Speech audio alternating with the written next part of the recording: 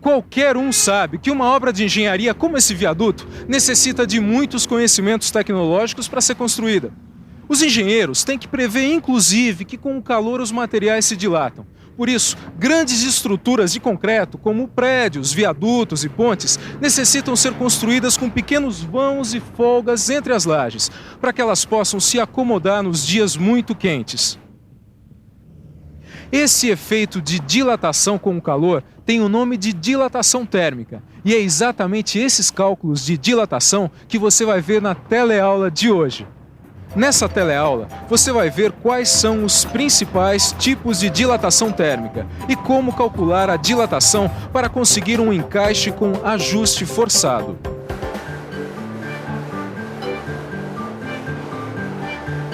Mas não é só nas grandes obras de engenharia que se precisa calcular a dilatação térmica. Existem muitas empresas, como essa aqui onde a gente está, por exemplo, que fabricam e montam conjuntos mecânicos, como, por exemplo, esse redutor de velocidade aqui. Para se fazer uma peça como essa, é necessário que se façam encaixes com ajuste forçado. Ou seja, a medida do furo é menor do que a medida do eixo. Tá vendo? Não tá entrando. Como será possível fazer esse encaixe forçado sem danificar as peças componentes do sistema? Pois é exatamente esses cálculos que você vai ver hoje. E muita atenção, que a nossa teleaula está apenas começando. O encaixe forçado, como esse que você está vendo aqui, não é nenhum milagre nem produto de mágica. É apenas o resultado da aplicação de conhecimento científico sobre dilatação térmica. Dilatação, aumento de dimensões, aumento do volume. Térmico, algo relativo ao calor. Isso mesmo. Dilatação térmica é o aumento das dimensões, isso é, do tamanho que os materiais apresentam quando são submetidos ao aumento da temperatura. E você sabe por que isso acontece? Quando ocorre o aumento da temperatura, os átomos que formam a estrutura dos materiais começam a se agitar mais e mais. Com isso, vão ocupando mais espaço. Esse fenômeno causa a dilatação do metal submetido ao calor. Tito, dá um pulinho aqui. Tá legal. Calor. Isso aqui tá uma estufa, gente. Ei, que coisa, mas... E aí, mestre Silva, o que manda? Ô, Tito, é o seguinte, a gente vai começar a trabalhar com redutores de velocidade. Você já trabalhou com isso? Bom, eu não. Mas eu sei que tem que calcular a dilatação térmica. Já é um bom começo. O que mais você sabe? Bom, eu sei que quando a gente aquece os materiais, eles se dilatam. E de vez em quando até empenam. Mais ou menos igual essa janela aí. Mas tem uma coisa que é muito importante de saber sobre a dilatação térmica. Presta atenção. Quando o material se dilata, essa dilatação acontece em 3 direções. Na direção do comprimento, na direção da largura e na direção da altura. Se você considera essas 3 direções ou dimensões ao mesmo tempo, a dilatação é chamada de volumétrica. Mas se você considera apenas 2 dimensões, a dilatação é chamada de superficial. E por fim, se você considera apenas uma dimensão, a dilatação é chamada de linear. Volumétrica, superficial e linear. A dilatação pode ser considerada dessas 3 maneiras, mas dá só uma olhadinha nesses materiais aqui. Existem diversos tipos de materiais: o alumínio, a porcelana, o vidro, o cobre e o chumbo. Será que todos esses materiais dilatam da mesma maneira? Se você pensou que cada material tem uma dilatação diferente, você está certo. Na verdade, cada material aumenta suas dimensões de uma forma diferente. A variação de tamanho que o alumínio vai sofrer é diferente da variação de tamanho do vidro, mesmo quando aquecidos à mesma temperatura. Essa variação de tamanho que os materiais têm quando aquecidos depende de uma constante, característica de cada material. Essa constante é conhecida por coeficiente de dilatação térmica. Esse coeficiente é que vai ajudar na hora de fazer os cálculos de dilatação térmica. Ele é representado pela letra grega alfa. Esses coeficientes de dilatação linear dos diversos materiais você encontra numa tabela como essa aqui. Como você pode ver, cada tipo de material está listado à esquerda e possui um coeficiente de dilatação linear próprio. Agora você já sabe que os materiais possuem um coeficiente de dilatação linear, mas deve estar se perguntando, aonde o encaixe forçado entra nisso? Na verdade, é uma questão simples. Digamos que eu queira fazer um ajuste forçado entre essas duas peças de aço, uma coroa e esse eixo aqui. Sabemos que o aço muda suas dimensões quando aquecido.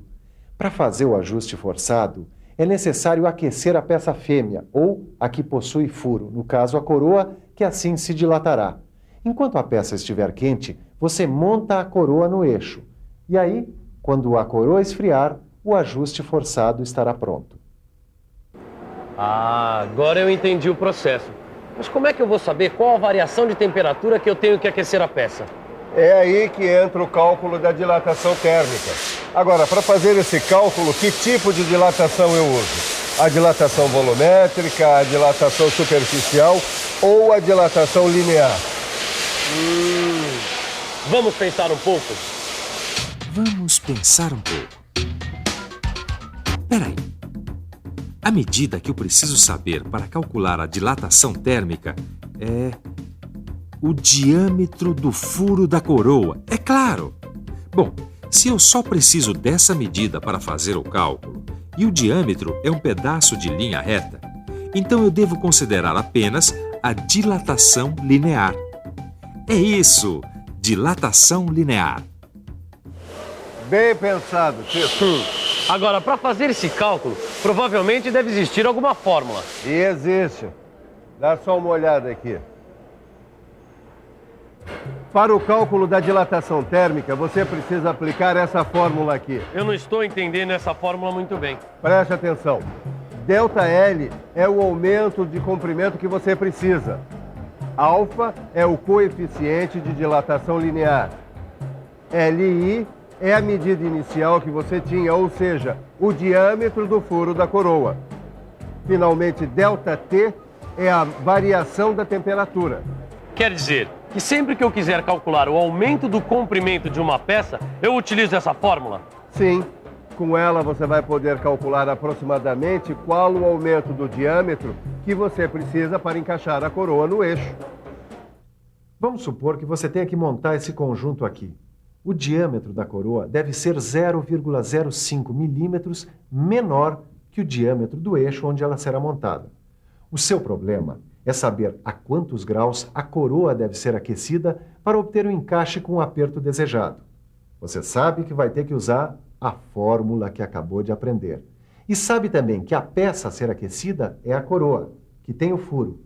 Então você deve analisar com cuidado as medidas da peça. A medida disponível é o diâmetro do eixo, que é de 50 milímetros. Só que a medida que você precisa para fazer o cálculo é o diâmetro do furo da coroa. Mas o diâmetro do furo da coroa é 0,05 milímetros menor que o diâmetro do eixo. Então, a medida necessária é o diâmetro do eixo menos 0,05 milímetros.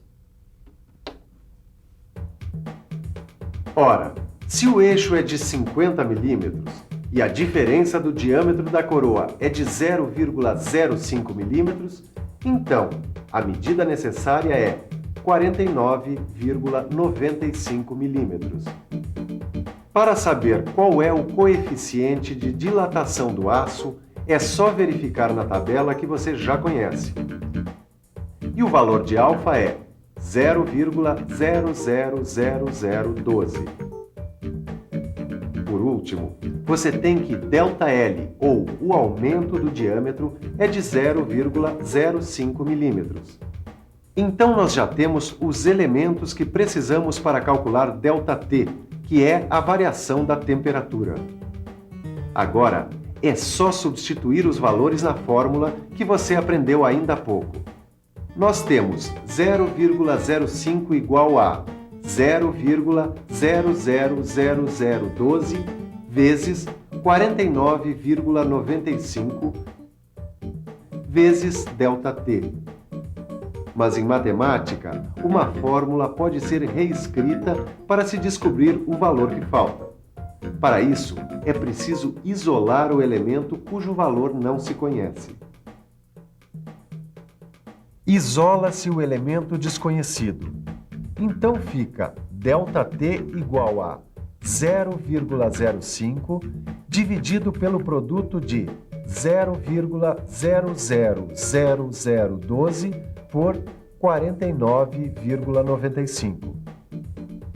Daí é só dar sequência ao cálculo que você chegará ao valor da variação da temperatura necessária para aquecer a coroa, 83,4 graus Celsius.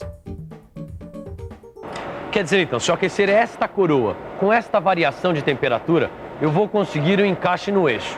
E voltando à temperatura normal, eu vou ter um encaixe com ajuste forçado. É isso? É isso mesmo. Você vai conseguir sem precisar danificar o conjunto.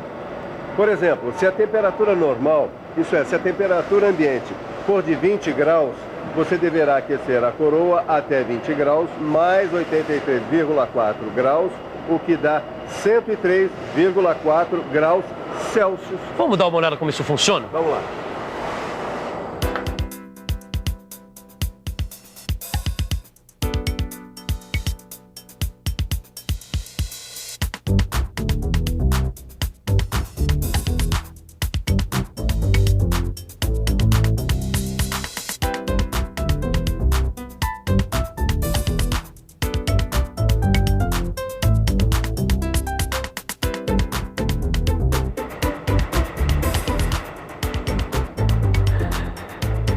Que beleza! Eu adoro aprender coisas novas. Com certeza você também recebeu muitas informações novas. Portanto, essa é a hora para uma boa revisão. E atenção, se liga aí que é hora da revisão. Na teleaula de hoje, você viu que os materiais, quando aquecidos, sofrem uma dilatação térmica. Aprendeu também que a dilatação térmica ocorre sempre em 3 dimensões: no comprimento, na largura e na altura. E que a dilatação pode ser volumétrica, superficial ou linear. Viu que cada material aumenta suas dimensões quando aquecido e que essa variação de tamanho depende de uma constante característica do material chamada coeficiente de dilatação térmica. E aprendeu a fórmula para calcular a temperatura adequada para obter a dilatação necessária para a montagem do conjunto mecânico. Na nossa teleaula de hoje, você viu que os materiais dilatam com o calor, mas para dilatar o seu conhecimento, só mesmo mergulhando de cabeça no seu livro de estudos. Lá você vai encontrar uma série de exercícios para ajudar você a aprofundar ainda mais tudo o que você aprendeu aqui hoje. Até mais, tchau!